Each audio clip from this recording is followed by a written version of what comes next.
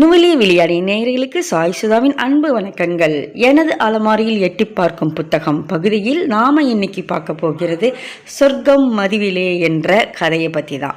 இது வனிஷா அவர்கள் எழுதிய கதை. இந்த கதை அவங்க வெப்சைட்டில் கிடைக்குது. ரொம்ப அழகான கதை, இன்றைய தலைமுறையினர் படிக்க வேண்டிய கதை அப்படின்னு நான் சொல்லுவேன்.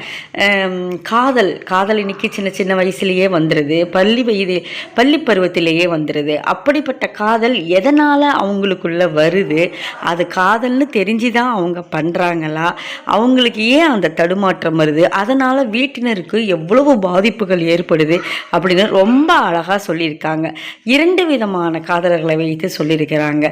கல்லூரி பருவத்தில் வருகின்ற காதல் இருந்தாலும் அவங்க தடுமாறாமல் எப்படி பெற்றவர்களுக்காக குடும்பத்துக்காக அவங்களுடைய காதலை சொல்லாமலேயே மறைச்சி வச்சு அவங்க முன்னேறி வந்து அதுக்கப்புறம் பெற்றவர்களை சம்மதத்தோடு கல்யாணம் பண்ணிக்கிறாங்க.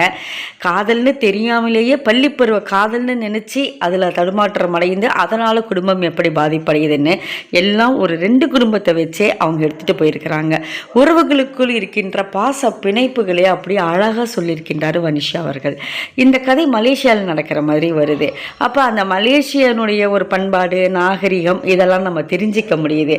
அவங்களுடைய உணவு எப்படி இருக்கும் அதெல்லாம் அழகாக சொல்லியிருக்கிறாங்க. ரொம்ப அழகாக போகுது இந்த கதை.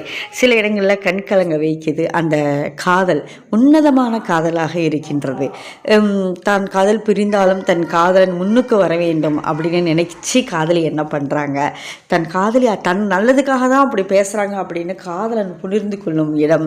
இப்படி விஜயும் சாலினியும் மதுசாலினியும் ரொம்ப அழகான காதலர்களாக இப்படி தான் காதல் இருக்கணும் அப்படின்னு இன்றைய பிள்ளைகள் தெரிந்து கொள்ளும் விதத்தில் அழகான காதலர்களை படைத்திருக்கின்றார் வனிஷா அவர்கள். ரொம்ப அழகான காதல் கதை. அனைவரும் தவறாமல் படிங்க. சொர்க்கம் மதுவிலே அப்படின்னு சொன்னதோ என்னடா மதுக்கு சப்போர்ட் பண்ணுறாங்களா, பரிந்துரை செய்கிறாங்களா அப்படின்னு தவறாக நினைக்க வேண்டாம். மதுசாலினி அப்படிங்கிற அந்த கதாநாயகியின் பெயரை தான் கதாநாயகன் உங்ககிட்ட தான் இருக்குது சொர்க்கம் அப்படின்னு சொல்லாமல் சொல்கிறாங்க. ரொம்ப அழகான கதைங்க.